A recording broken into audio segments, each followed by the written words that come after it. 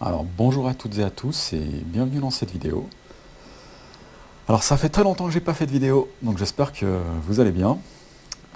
Moi ça va, j'ai pas eu le temps de faire beaucoup de vidéos. J'ai eu le temps de pas mal jouer par contre. Mais voilà. Si j'ai pas publié des vidéos dernièrement, c'est juste une question d'emploi du temps en fait. C'est surtout ça, c'est pas parce que j'avais pas d'idée ou la matière ou quoi que ce soit. C'est simplement une question d'emploi du temps. Donc peut-être que je reviendrai là-dessus un moment pendant cette vidéo. Alors là, pour le coup, cette vidéo un petit peu de reprise, c'est pas une vidéo très intéressante ou très utile où je vais parler d'un jeu. En fait, c'est une sorte de petit projet dans lequel je m'étais lancé il y a un bon moment, où je voulais en fait resculpter puis peindre le Lord Cthulhu de Planète Apocalypse. Donc là, c'est la figurine dont on voit le rendu 3D en fait en ce moment. Et puis cette figurine, c'est une très très grosse figurine. Je ne sais même pas si on peut appeler ça une figurine en fait à ce niveau-là. Elle fait pratiquement la taille de mon avant-bras. C'est vraiment un gros truc. Je l'avais montré en fait, là on la voit, mais j'avais montré lors du déballage de Planète Apocalypse. Et puis ce truc, il est tellement gros qu'il tient. Enfin, moi j'ai le all-in de Planète Apocalypse. J'ai optimisé ma solution de rangement sur 3 boîtes, la boîte de base et 2 grosses extensions.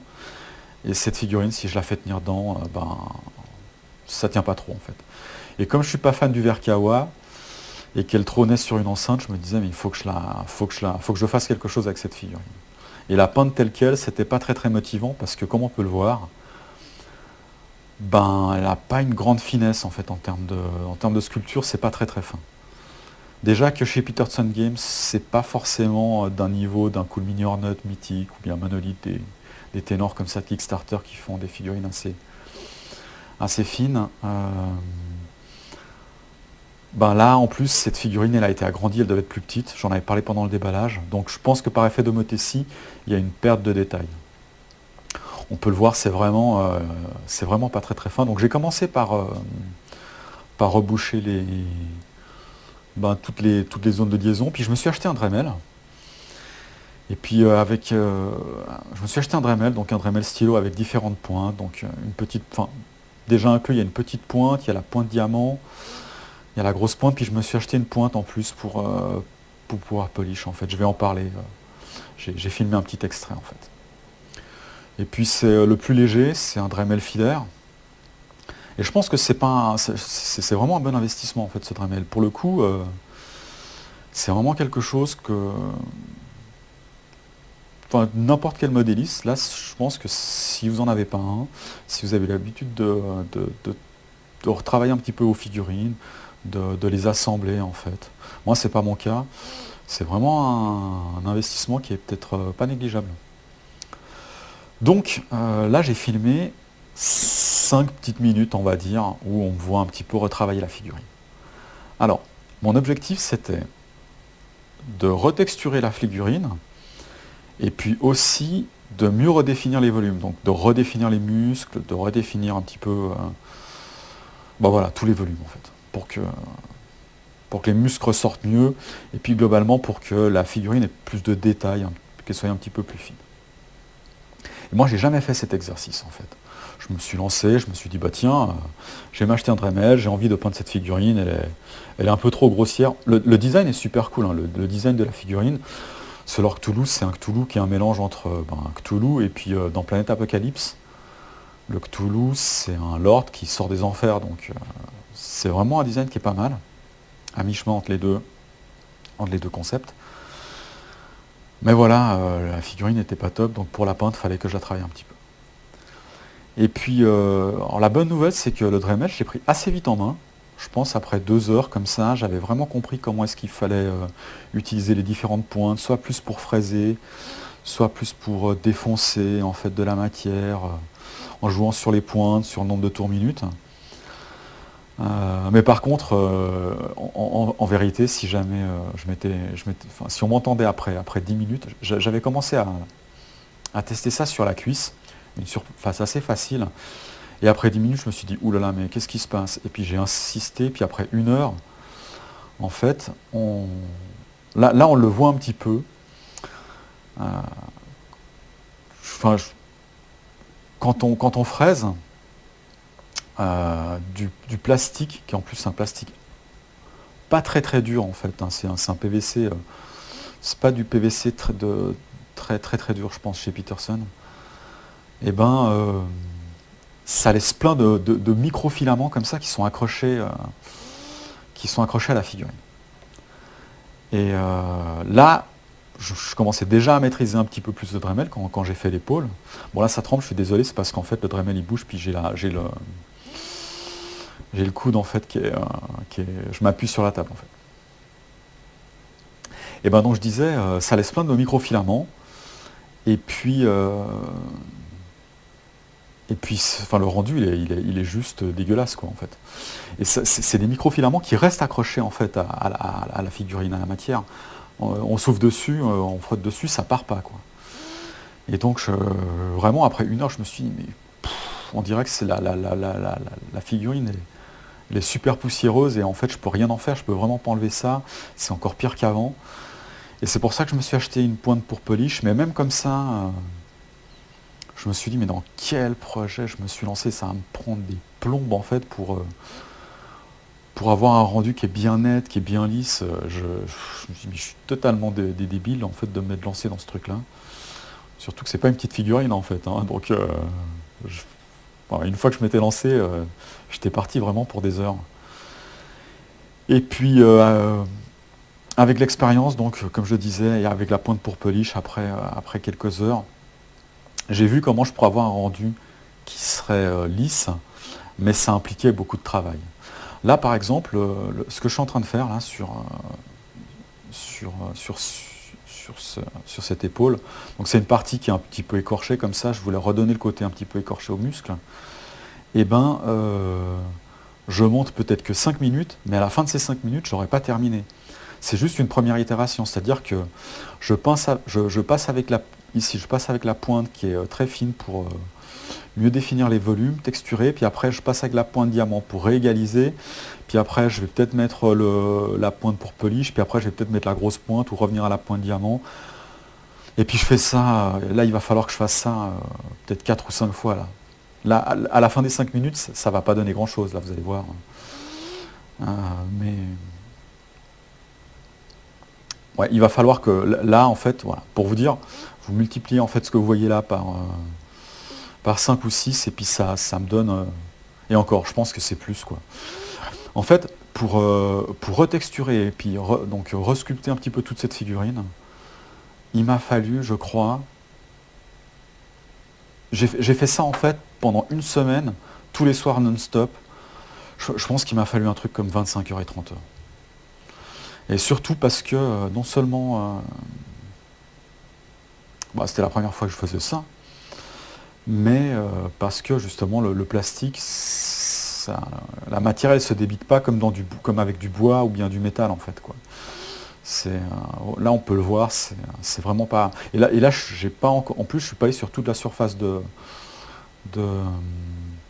l'épaule, mais on peut voir ça laisse plein de microfilaments comme ça, et puis c'est juste pas possible de peindre là-dessus quoi. Ça va donner un truc dégueu. Donc là j'ai mis la pointe diamant, et là je suis en train de réégaliser, donc quelque part je repère un petit peu de détails par rapport à ce que j'ai fait juste avant, mais c'est pas grave en fait. Je vais recreuser après dans une étape que je montre pas ici, et puis voilà, je procède de façon itérative. Mon objectif c'était, comme j'ai dit, de redéfinir les volumes, de remettre un petit peu de texture, mais je voulais pas dénaturer la figurine en fait. Elle avait un côté un petit peu bestial comme ça, et puis je me suis dit je vais respecter un petit peu la vision du designer, je vais pas partir dans des trucs trop délirants. Ça c'est important d'avoir une vision comme pour peindre. J'ai fait un petit peu de. Je vais montrer quelques photos en fait. Et puis j'ai filmé 2-3 petites étapes de peinture que j'ai pas l'habitude de faire. Je vais revenir là-dessus. Donc voilà, là je suis en train de réégaliser avec la pointe diamant. Alors, pour en revenir au Dremel, moi, une des raisons pour lesquelles je fais cette vidéo-là, c'est pas parce que c'était une source de motivation pour moi. Le fait de me dire, je vais filmer ces étapes-là, ça va me motiver à me lancer dans ce projet-là, parce que c'est une figurine qui est énorme. n'étais pas forcément super motivé pour la peindre à la base, c'est vraiment parce que ce verre Kawa posé sur une enceinte, voilà, moi je suis pas très très fan du verre Kawa. Je conduisais une ZXR quand j'étais plus jeune, pour vous dire, elle était repeinte en grise. Donc là la figurine, il fallait que je fasse quelque chose, quoi. Et c'était une source de motivation de faire cette vidéo-là. Mais montrer ça quand même, je me dis que pour des figurinistes peut-être,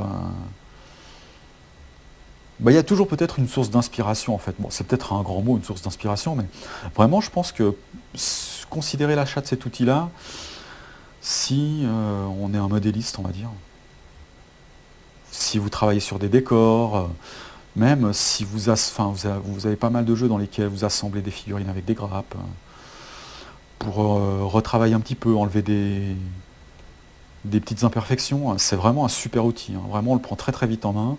Et puis donc là on peut voir que j'ai poliché. Et puis j'ai pas tout fait au Dremel, parce qu'il y avait des choses qui étaient... Donc là sur l'épaule, je vais retravailler en fait, hein. Là je filme plus, mais je vais revenir dessus plusieurs fois. Tout ce que j'ai montré, je vais itérer en fait 5-6 fois sur l'épaule. Et puis donc j'ai pas tout fait au Dremel parce que c'était pas possible. Typiquement les tentacules qu'on peut voir là, c'était pas possible d'aller au Dremel. Et puis sur la main non plus parce que c'était beaucoup trop fin. Donc là, j'y suis allé au cutter carrément. Ça m'a pris énormément de temps. Là, on peut voir le travail sur les tentacules, vraiment sur les phalanges, de gratter pour redéfinir en fait bien les frontières entre les tentacules. Ça m'a pris énormément de temps. Donc là, voilà, je montre la comparaison un petit peu avant-après. Donc j'ai sous-couché à gauche la figurine que j'ai retravaillée. Alors j'en ai deux de figurines, c'est pas parce que j'ai deux Planète Apocalypse. Enfin, si j'en avais deux, moi j'ai le all-in, mais il y en avait un qui n'était pas à moi que j'ai revendu récemment. D'ailleurs, la personne à qui je l'ai vendu est venue le chercher il n'y a pas si longtemps que ça. Et c'est rigolo parce qu'elle m'a reconnu en fait à la voix. C'était assez marrant, quoi. Salutations si jamais tu regardes cette vidéo. Donc là, on peut voir un petit peu le travail de retexturisation. C'est peut-être plus difficile de voir celui où j'ai redéfini les volumes. Mais j'ai vraiment, sur le bras, sur la cuisse, j'ai vraiment recreusé en fait les volumes des muscles. Ça se voit pas, mais il a perdu quelques grammes en fait, Cthulhu quand même. Et puis voilà, donc sur le bras, sur les cuisses, sur le mollet, sur les griffes en fait, on voyait pas en fait les volumes, ils étaient vraiment très très très mal définis. Et donc j'ai retravaillé tout ça, quoi. Donc là on voit un petit peu sur le haut, j'ai voulu ajouter un petit peu de texture. Sur l'épaule, voilà, un petit peu le côté écorché. Je me suis dit, bon, là, et puis ça, voilà. Ça, donc l'épaule droite, c'est l'épaule que j'ai retravaillée. Là, on peut voir que le côté musculaire, en fait, un petit peu fibreux, voilà, c'est le mot que je cherchais, le côté un peu fibreux. On voit qu'il ressort un petit peu plus. Et puis c'est dommage que je n'ai pas montré les mains, parce que vraiment sur les mains, là, j'ai vraiment fait un gros boulot au cutter. C'était vraiment pas super agréable, mais au final, je suis assez content du résultat. Hormis pour les ailes ou sur le centre, j'avais gardé ça pour la fin. Vraiment la partie centrale des ailes, là, je suis allé un petit peu trop fort. Et c'est le seul côté avec lequel je suis pas super content, mais je savais que j'allais rattraper ça avec la peinture qui serait un petit peu sombre. Voilà, là, typiquement, sur le tendon, là, sur la griffe qui est sur le côté, on voit bien que j'ai retravaillé les volumes, puis sur le mollet, et puis sur la patte aussi, en fait. Là, on peut voir que c'est mieux défini, en fait. On arrive à voir qu'il y a une griffe, en fait, un tendon un petit peu comme ça. À gauche, on peut voir que c'était très très grossier, en fait. On ne voyait pas, quoi. Voilà, donc ça, c'est un truc que j'ai fait il y a 1 an et demi. Et puis après avoir retexturé, j'ai fait une pause. Et puis je me suis lancé dans la peinture l'automne dernier, donc vers septembre, en fait, quand il y avait encore de la lumière naturelle. Parce que j'aime bien peindre à la lumière naturelle. Alors je vais pas montrer en fait la peinture, mais je vais juste montrer un petit peu le préambule en fait, enfin, des étapes préliminaires. Donc juste avant, on a vu que j'avais peint la figurine, enfin j'avais sous-couché la figurine en blanc et puis en noir pour avoir déjà un pré-éclairage zénital dessus. Et puis la figurine, elle est tellement grosse que me lancer comme ça dans la peinture de la figurine, c'était pas une bonne idée. Donc je suis passé par quelques étapes, on va dire, préparatoires avant de commencer à la peindre. Donc là, je suis en train de brosser un petit peu crème, parce que j'avais déjà la vision en fait de ce que je voulais faire. En termes de peinture, comme j'ai dit, je voulais avoir quelque chose qui était entre le côté démonique et puis le côté Cthulhu. Et puis moi, j'ai l'intention de peindre mes figurines de Planète Apocalypse, mais c'est un autre projet dans lequel j'ai envie de me lancer, mais bien plus tard. En fait, c'est de la musique d'avenir. J'aimerais m'acheter un aéro, ce serait mon projet en fait, apprentissage de l'aéro, parce qu'elles sont grosses. Mais je pense que je ferai ça peut-être dans 2 ans, dans 2 ou 3 ans, un truc comme ça, parce que là, j'ai déjà d'autres trucs à faire avant. Et puis j'avais l'intention de les peindre en rouge-noir, dans des teintes rouge-noir, les lords. Voilà, pour le côté démonique, donc très sombre, et puis avec peut-être un peu d'os pour contraster, en fait. Et puis le Cthulhu, il fallait le faire en vert, donc il fallait que je trouve quelque chose à mi-chemin entre les deux, c'était pas facile. Donc j'ai commencé à regarder un petit peu sur internet, des images, des photos, puis je suis tombé sur des dessins à l'aéro de Geiger, et puis il y en a 2 ou 3 qui m'ont interpellé, et puis j'ai gardé ça en fait. Ça m'a aidé en fait à matérialiser la vision de comment je voulais mon Cthulhu, avec un côté un petit peu alien sur le bas, très très sombre, un peu noir, et puis beaucoup plus clair sur le haut. Et puis un vert quand même Cthulhu, quoi, parce que voilà, c'est Cthulhu. Et donc, à partir de cette vision-là, je me suis dit, comme la figurine elle est très très grande, et puis que je vais avoir des différences de teinte quand même assez importantes sur la figurine, il faut que je la marque en fait. Et puis, le pendant sur le dessin, pour moi, c'est un petit peu celui de faire du crayonné en fait. Avant de dessiner ou avant de peindre sur toile, quand on trace en fait une sorte de crayonné très léger, quand on trace des lignes de construction par exemple, avant de dessiner, je me suis dit qu'il fallait que je fasse. Alors j'ai improvisé ça en fait, là ce que je vais vous dire. J'ai de la peine à juger la plus-value de ces étapes-là. Moi j'ai l'impression que ça m'a quand même aidé, mais je me suis dit qu'il fallait que je fasse un petit peu ça sur la figurine. Et donc en fait j'ai voulu marquer la figurine quelque part. Donc bon là ce que je fais c'est un petit peu ça, le fait de brosser la partie un petit peu osseuse qui ressort sur les ailes, pour faire ressortir ça. Mais les 2-3 étapes que j'ai filmées là, c'est que dans cette optique-là, c'est de marquer la figurine. Alors je ne sais pas si ça m'a fait perdre du temps, parce qu'après j'ai complètement repeint par-dessus, puis on a oublié, ou si ça m'a aidé. Moi j'ai l'impression que ça m'a aidé quand même à gérer un petit peu mes transitions, parce que j'aurais pu très très bien peindre un petit peu dans le frais directement, comme je fais habituellement, mais la figurine est tellement grosse que, je sais pas, en prenant du recul, j'aurais peut-être eu des choses un petit peu trop brutales, ou qui ne correspondaient pas à ce que j'avais en tête. Voilà, donc là je brosse, je marque les volumes aussi un petit peu en fait, là en brossant, parce que l'éclairage, quand j'ai fait ma sous-couche, j'ai été vraiment très très léger, j'ai vraiment gardé que sur le haut du blanc, et puis en fait à l'intérieur, c'était très très sombre, mais je voulais quand même faire ressortir un petit peu les volumes sur la partie du bas, juste en brossant très très légèrement. Voilà, donc ouais, là je vois que c'est très très long cette partie-là de brossage, et en plus elle n'est pas très très intéressante. J'utilise les pinceaux dont j'avais parlé à un moment, Artisopus. Entre temps j'ai appris à mieux les utiliser, ils sont vraiment pas mal. Et puis là, je décide de marquer la figurine. En fait, je décide de marquer les teintes. Alors voilà, c'est pour ça que j'ai filmé cette étape-là, parce que c'est pas quelque chose que je fais classiquement en fait. Donc j'ai pris un vieux pinceau, et puis j'ai une peinture qui est très très diluée, on peut voir que je peins pratiquement pas.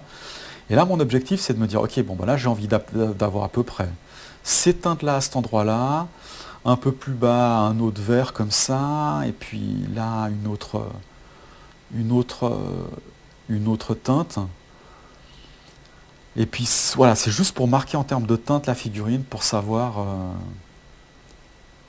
quand je vais peindre vraiment à peu près quelle teinte je vais devoir avoir à chaque endroit, parce que c'est vraiment très très gros comme figurine, c'est pas facile d'avoir du recul.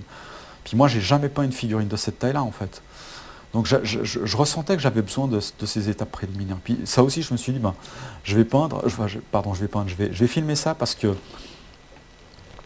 c'est une vidéo qui est un petit peu, j'ai envie de dire, divertissante ou un petit peu fun, parce que c'est un gros truc. Mais s'il doit y avoir un petit peu de plus-value, c'est peut-être ça en fait. Peut-être se dire, ben voilà, s'il y a des gens qui se lancent aussi dans la peinture d'un gros truc, est-ce que c'est utile ou est-ce que c'est une bonne idée? À chacun d'en juger, quoi. Moi j'ai l'impression que ces étapes-là, elles m'ont été utiles. Même si après, enfin, ce travail, entre guillemets, je le gâche complètement parce que je repeins complètement dessus, quoi. Donc j'ai fait ça, et puis après avoir fait ça, ben, j'ai passé une encre aussi pour marquer encore mieux ma figurine, mais c'est pas comme si je posais. Enfin, là, je suis pas dans la démarche où je pose mes aplats. C'est pas ce que je suis en train de faire. On peut le voir là. C'est vraiment beaucoup trop dilué, quoi. Là, j'ai envie d'avoir un petit peu un mélange de teintes, de bleu. C'est vraiment que pour marquer en fait l'encre aussi, hein, comme ça. Donc là, je mets un petit peu de bleu. Comme la figurine en fait, elle avait un côté un peu. Bon, c'est une créature, quoi. Et puis il n'y a pas de. Il y a pas trop de détails dessus. Ben, je voulais avoir pas mal de nuances de couleurs aussi, euh, pour lui donner un côté quelque part très réaliste, un petit peu plus bestial, je sais pas comment dire. Voilà. Parce que là, même la peau humaine, en fait, la peau des bêtes, tout, quoi. Il y a beaucoup de nuances de couleurs, en fait. Et plus vous apportez de nuances de couleurs, en plus ça va donner bien, je trouve. Alors là, je suis dans une vidéo qui peut paraître un petit peu prétentieuse, surtout quand je dis resculpter. Enfin, resculpter, c'est un grand mot, on est d'accord. Et puis, vous allez voir que le résultat final, en termes de peinture, il n'est pas extraordinaire. Il fallait juste que ce soit quelque chose qui ne soit pas trop dégueulasse quand même, pour que si jamais je le pose dans un coin sombre, voilà, ce ne soit pas trop moche. Mais c'est pas... L'année passée, mon projet peinture, c'était de peindre Mythic Battle. Donc j'ai pas réussi à terminer à peindre tout mon Mythic Battle Panthéon. J'ai peint pas mal de figurines. Et il y en a certaines dont je suis assez fier. Je vais peut-être mettre à jour ma galerie. Et si je la mets à jour, je la mettrai en lien. Je suis vraiment très content du résultat que j'ai pu faire sur les dieux, par exemple, sur Zeus, ou sur Arès, enfin même Athéna et Hadès en fait, mais Zeus et Arès, j'ai vraiment passé pas mal de temps, j'ai fait des trucs, enfin j'ai tenté des trucs que j'avais jamais fait. Et là je suis vraiment fier du résultat pour le coup sur ces figurines-là. Là, sur cette figurine-là, je pouvais pas faire ça en fait, parce que enfin, ça m'aurait pris des heures et des heures pour avoir le même résultat que sur une figurine sur laquelle je me concentre, quoi. Déjà comme ça, en fait, ça m'a pris énormément de temps. Parce que la figurine est grande. Juste parce que la figurine est grande, ça m'a pris énormément de temps. Donc si jamais je m'appliquais autant que je l'ai fait sur des figurines de Mythic Battle, où là j'ai vraiment envie d'avoir des figurines qui sont super belles, parce que c'est une motivation pour choisir ces unités, pour les jouer. Voilà, donc le rendu, vous allez voir, ça va, quoi. Donc là, c'est sûr que je passe pendant pas mal d'étapes pour préparer la figurine, pour essayer de quand même bien la peindre. Mais bon, au final, c'est un résultat qui est... Bon, moi, je suis content, en fait. Je suis content du projet dans sa globalité, on va dire. Parce que, voilà, c'est le travail de retravail de la figurine, en fait, avec le Dremel. Et la peinture, c'est le tout dans son ensemble que j'ai trouvé satisfaisant à la fin, quand j'ai vu le résultat, en fait. Donc là, normalement, je vais appliquer l'encre. Là, on dirait que c'est quoi? Je suis en train de passer de la flotte, là? Je sais même plus. Donc j'ai filmé ça, comme je vous disais, l'automne passé. Et j'avais déjà toute la matière pour faire le montage. C'est juste que j'avais pas le temps, parce que là, pour le coup, j'ai dû passer par la case montage. J'ai pris des photos, j'ai dû couper des bouts de vidéo, etc. Donc voilà, là, j'utilise quoi? J'utilise, si je dis pas de bêtises, de l'encre Citadel. Alors je ne sais pas si c'est une Nude Oil ou une autre encre. On va dire que c'est pas l'équivalent du Strong Tone chez Army Painter, c'est l'équivalent du Black Tone, c'est une encre noire. Je ne sais plus si c'est le Nude Oil ou bien une autre. Je crois que le Nude, c'est l'équivalent du Strong Tone, donc c'est peut-être pas le Nude Oil, c'est l'encre noire en fait, c'est le Dark Shade ou un truc du style, je ne sais plus. J'ai oublié les noms. Mais elle est très diluée, on peut voir, hein, d'accord. Mon but, c'est vraiment pas d'ancrer de faire un lavis, en fait, voilà. C'est vraiment juste de marquer un petit peu la figurine. Et puis là, les points qui sont... les points qui sont sombres, là où l'encre s'est déposée, dans les creux, à la fin, j'aurai un petit peu une teinte comme ça, mais ce ne sera même pas la teinte originelle de l'encre, parce que je vais repeindre par-dessus. Je vais, avec de la vraie peinture, j'allais dire, de la vraie peinture foncée en fait. Et c'est vrai pour tout ce que j'ai pu, pour toute la figurine, quoi. Donc là, c'est vraiment que pour marquer la figurine, comme je disais, ces étapes-là. Donc je vais faire ça sur toute la figurine. Donc là, on peut voir que j'ai teinté un petit peu la figurine sur le bas, mais vraiment tout en bas, c'est sombre, c'est voulu, hein. Vous allez voir, la figurine, elle va vraiment avoir à la fin un résultat où c'est très très clair en haut, très sombre en bas, pour avoir un côté... Alors, j'allais dire un côté un peu Geiger, je m'en suis éloigné en fait de ma vision. Avoir une vision, c'est important. Ça, j'en parlais déjà dans la toute première vidéo, quand je parlais de figurines. Pour moi, c'est vraiment ce qui peut vous amener à avoir un résultat qui est... j'allais dire, si vous êtes débutant. Les peintres confirmés, c'est un mécanisme, je pense, c'est un automatisme qu'ils ont. Mais vraiment, quand vous êtes débutant, savoir à peu près où vous allez aller, visualiser un petit peu votre figurine, pas forcément dans le détail. Je pense que c'est quelque chose qui vous aide vraiment à pousser votre niveau. Maintenant, c'est sûr que quand vous peignez, vous avez des contraintes qui est le matériel déjà que vous utilisez pour mettre en place votre vision. Vous utilisez de la peinture, etc. Donc vous avez peut-être en tête quelque chose qui est peut-être différent de ce que vous pouvez obtenir en peignant. Et puis après, il y a la plus grande contrainte, c'est quel est votre niveau en fait. C'est votre niveau. Et donc, c'est pas toujours forcément facile de matérialiser ce qu'on a en tête. Et donc, du coup, il faut se réadapter en fait. Donc là, c'est ce que j'ai fait, quoi. C'est sûr que j'avais une certaine vision. Et puis après, je me suis dit, mais là, la figurine, peut-être qu'elle correspond un petit peu à ma vision, mais moi, je ne suis pas Geiger, donc j'arriverai jamais à voir ce que j'avais en tête. Et si je veux que la figurine soit bien, il faut que je transforme un petit peu ma vision, parce que c'est une figurine et qu'il n'y aura pas assez de contraste il faut que ça pop en fait, il faut que ça flash quand même un petit peu plus, quoi. Et malgré ça, vous allez voir, la figurine à la fin, elle est très terne en fait. Mais c'est voulu, hein, elle a un côté très très désaturé, assez sombre. C'était volontaire, mais voilà. J'avais quelque chose d'encore plus sobre, de plus alien quelque part, mais je pouvais pas garder ça parce que c'était... Sur un dessin, ça aurait peut-être bien rendu, mais là, sur une figurine, en fait, avec mon niveau, j'arrivais pas à faire ça. Donc voilà, donc là, je continue à marquer la figurine. Bon, là, je vais enlever le surplus de peinture, c'est très très important. Et puis, comme à nouveau, cette étape-là, j'aurais pu la raccourcir, je pense, au montage. Je vais revenir sur un petit peu ce projet-là et puis le fait de faire une vidéo. Comme je disais, pour moi, faire cette vidéo-là, c'était une source de motivation. Et puis moi, je vous encourage, si vous peignez, que vous soyez débutant ou pas, allez poster le résultat de votre peinture. Moi, quand j'ai commencé à peindre mon zombicide, et quand j'ai commencé à peindre tout court, on peut dire, j'allais poster sur le forum RN Istarion. Il y a toujours des mots bienveillants ou des conseils, en fait. Allez faire ça aussi. Allez poster ça sur des forums, soit spécifiques au jeu, soit génériques, sur figurinistique. Il faut avoir Facebook. Moi, j'ai pas Facebook, c'est pour ça que je ne poste pas, là. Mais si vous avez Facebook... que vous soyez débutant ou pas, mais surtout même si vous êtes débutant, en fait, c'est même là où vous allez... même si vous avez pas de retour, le fait de poster, c'est une source de motivation, donc n'hésitez pas à poster, en fait, vos figurines peintes pour vous motiver. C'est important, je pense.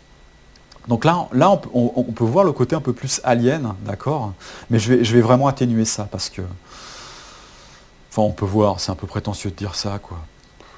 Peut-être qu'on arrive à voir en fait la vision que j'avais en tête. Voilà. Mais je vais atténuer ça parce que... puis je vais vraiment plus la peindre comme une figurine, entre guillemets, parce que sinon à la fin ça aurait donné un truc trop sobre. Donc voilà, j'enlève un petit peu le surplus. Et puis là, à nouveau, c'est difficile de dire si jamais ces étapes-là, elles m'ont été utiles ou pas, parce que je vais vraiment complètement repeindre. C'était vraiment pour savoir où à peu près où commencerait le vert, à quel niveau j'aurais en fait. Et puis, là ça se voit pas, mais on a l'impression qu'il y a vraiment très très peu de couleurs. Il y en a quand même un petit peu plus. Ça c'est la vidéo qui fait pas assez bien ressortir, mais elle est quand même beaucoup plus colorée en fait, la figurine. Donc là j'ai juste filmé en fait une petite partie où j'avais peint, où je peins la figurine. C'est pas très très intéressant. Là au moment enfin, où je prends la figurine là juste avant là, j'avais déjà commencé à peindre un petit peu le côté droit, d'accord. Là, on peut voir que mon matériel, il a pas un peu évolué. En termes de pinceau, j'en ai beaucoup plus. Je vais utiliser un taille 2, un Raphaël, pour peindre cette figurine. Mais là, dans ma petite trousse, j'ai également en taille 2, j'ai un Windsor, je crois, et qui est un peu plus fin, mais un taille 2, mais qui est vraiment super aussi. Et je commence à le préférer limite au Raphaël. Euh, et voilà, plus on acquiert de l'expérience, plus en termes de matériel, on va dans des choses qui sont un petit peu plus précises, qui nous correspondent plus.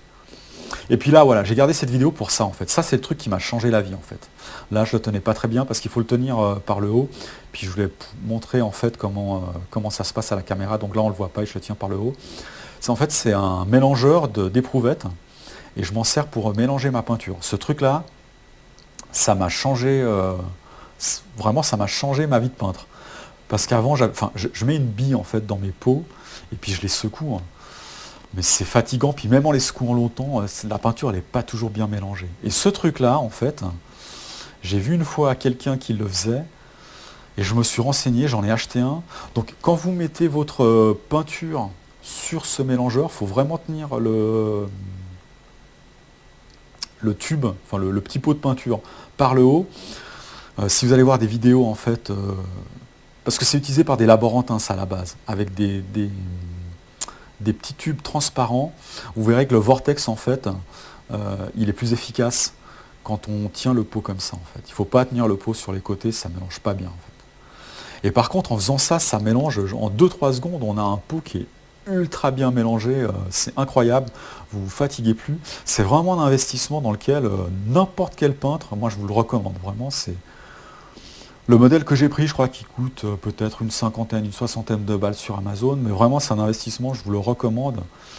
Votre peinture, elle n'est pas pareille. Et en plus, c'est un cercle vertueux parce que vous allez mieux remélanger, puis chaque fois, vous allez le remélanger 2-3 secondes, en fait, votre peau. Donc elle reste tout le temps mélangée dans votre peau. C'est vraiment un achat pratiquement indispensable.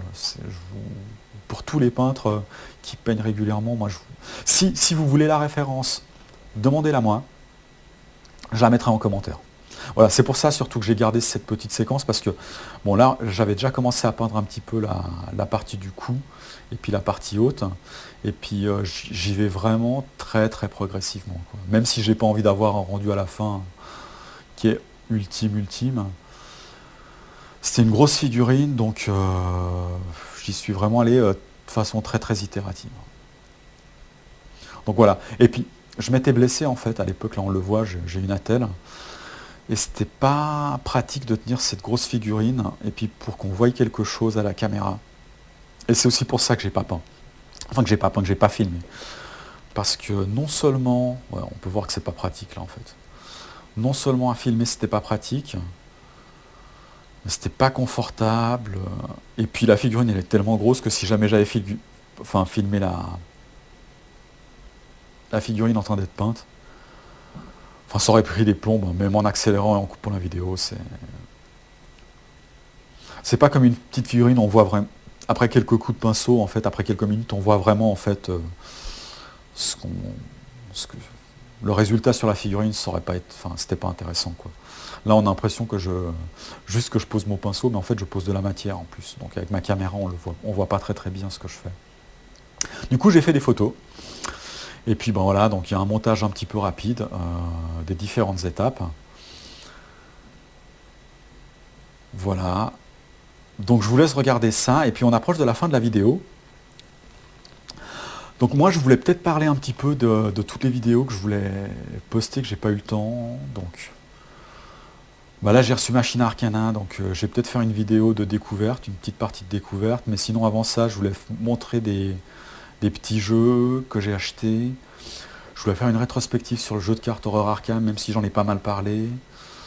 Je sais pas si je vais faire une petite vidéo de quelques minutes juste pour parler de ça en fait un petit peu, ou si ou non, on verra.